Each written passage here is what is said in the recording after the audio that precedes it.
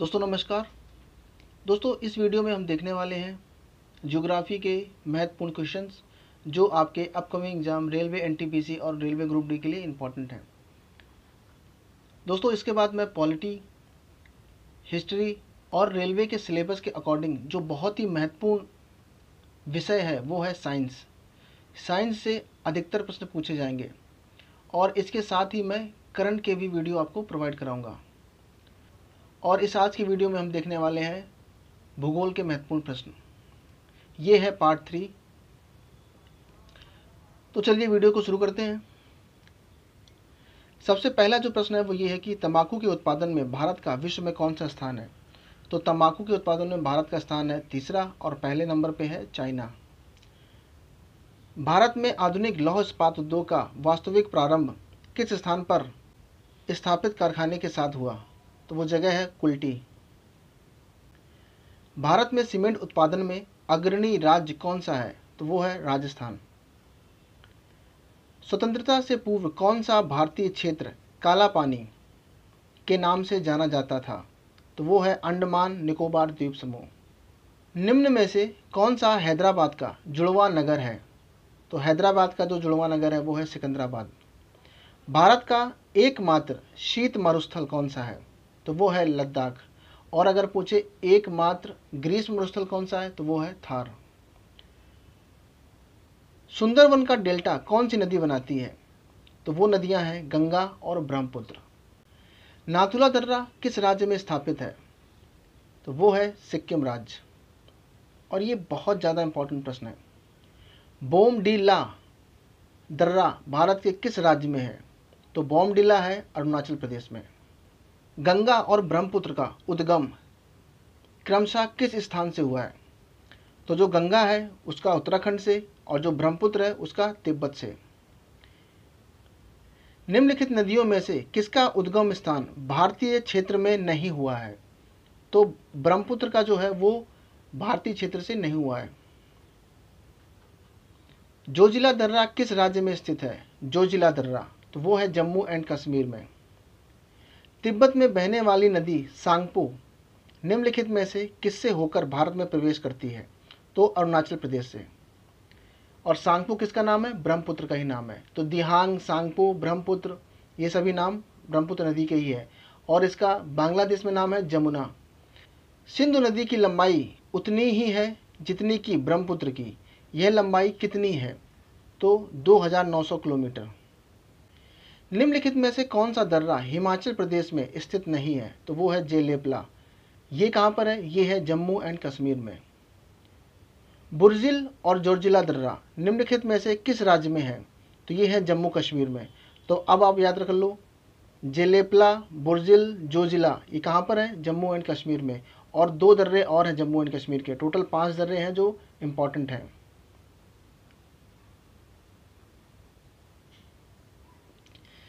निम्नलिखित में से कौन सी नदी अपना मार्ग बदलने के लिए जानी जाती है। कोसी नदी। कहाँ पर, बिहार में। और इसे बिहार का शोक भी कहते हैं। भारत का प्रमाणित समय किस स्थान से निश्चित किया जाता है। तो वो है इलाहाबाद। और अगर आपको इलाहाबाद ऑप्शन में नहीं मिलता है तो आप लगाएंगे नैनी। और वो रेखा कौन सी है, 23.5 डिग्री पूर्वी देशांतर। बहुत इंपॉर्टेंट है ये। अगर आपको पता है तो आप ये बता सकते हो कि वो 23.5 डिग्री जो पूर्वी देशांतर है जिससे भारत का मानक समय निर्धारित होता है वो भारत के कितने राज्यों से होकर गुजरती है। वह काल्पनिक रेखा जो पृथ्वी को 2 भागों में बांटती है क्या कहलाती है। उसे कहते हैं भूमध्य रेखा। इंग्लिश में कहते हैं इक्वेटर, या इसे विषुवत रेखा भी कह सकते हैं।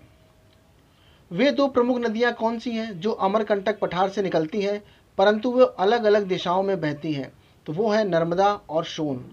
निम्नलिखित नदियों में से कौन सी एक विनाशक नदी कहलाती है। तो वो है कोसी नदी। गेहूं की अच्छी खेती के लिए निम्नलिखित में से कौन सा परिस्थिति समुच्चय आवश्यक है। तो गेहूं खेती के लिए मध्यम ताप और मध्यम वर्षा। भारत और ग्रीनविच के मानक समय में कितने घंटे का अंतर है। तो 5 घंटा 30 मिनट। निम्नलिखित में से किस स्थान पर प्रमाणिक समय एवं स्थानीय समय लगभग एक समान है। तो वो है नैनी।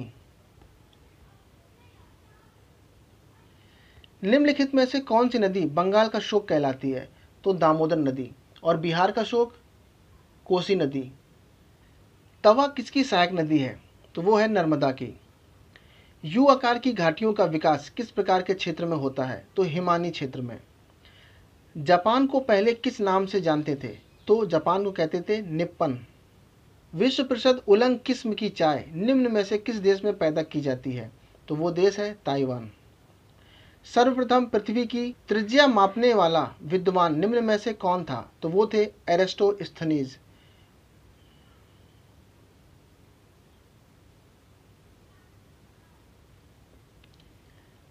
विश्व बैंक एटलस 1993 के अनुसार निम्न में से किस देश की जनसंख्या की औसत आयु सबसे कम है? तो वो देश है गिनी बिसाऊ। बादलों के फटने का तात्पर्य है तड़ित झंसा के साथ तीव्र मूसलाधार वर्षा की असामान्य दशा। भारत में सर्वोत्तम श्रेणी का संगमरमर निम्न में से किस स्थान पर पाया जाता है? तो वो स्थान है मकराना। कहाँ पर? राजस्थान। ज्वालामुखी पर्वत का उदाहरण नहीं है, कौन सा? Mount blank. आदम का पुल निम्न में से किन दो देशों के बीच स्थित है? तो भारत और श्रीलंका के बीच में। एडम ब्रिज या आदम का पुल। निम्नलिखित भारतीय राज्यों में से किस एक का कुल वन क्षेत्र न्यूनतम है? तो हरियाणा का जो वन क्षेत्र है वो न्यूनतम है। विश्व के वन क्षेत्र में से किस एक के फैलाव की? तो वो है शीतोष्ण शंकुवृक्षी वन। सबसे ऊंचाई पर स्थित दूरबीन वेधशाला कहाँ पर स्थित है? तो है भारत में। अरावली श्रेणी की अनुमानित आयु है 370 मिलियन वर्ष। किस्म का संगमरमर कहाँ पर पाया जाता है? तो मकराना। कहाँ पर? राजस्थान। उच्च दाब क्षेत्र से भूमध्य सागर की ओर चलने वाली हवाएं होती हैं, वो कौन सी होती है? व्यापारिक पवन। निम्न में से सबसे छोटा महाद्वीप कौन सा है? तो ऑस्ट्रेलिया महाद्वीप सबसे छोटा महाद्वीप है और इससे जो बड़ा है वो है यूरोप महाद्वीप। कर्नाटक का लौह क्षेत्र है, क्या नाम है उसका? कुंद्रेमुख क्षेत्र। निम्न में से अरब सागर में गिरने वाली नदी कौन सी है? तो वो नदी है ताप्ती। इसके अलावा जो दूसरी नदी है वो है नर्मदा। निम्न में से कहाँ पर जल विद्युत गृह स्थित है? तो वो है कोयना। भारत का प्राचीनतम वल्लित पर्वत कौन सा है? वल्लित पर्वत वो है अरावली पर्वतमाला। भारत का सबसे बड़ा कोयला क्षेत्र कौन सा है? तो वो है झरिया। भारत में मैंग्रोव वनस्पति विस्तृत रूप से कहाँ पर पाई जाती है? तो वो है सुंदरवन। सबसे ज़्यादा जो मैंग्रोव वनस्पति है वो पाई जाएगी सुंदरवन में और सेकंड नंबर पे गुजरात में। तो ये थे इंपॉर्टेंट प्रश्न। अगर आपको ये अच्छे लगे तो प्लीज़ को आप लाइक करो, शेयर करो, सब्सक्राइब करो। आपका दिन शुभ हो। बहुत बहुत धन्यवाद।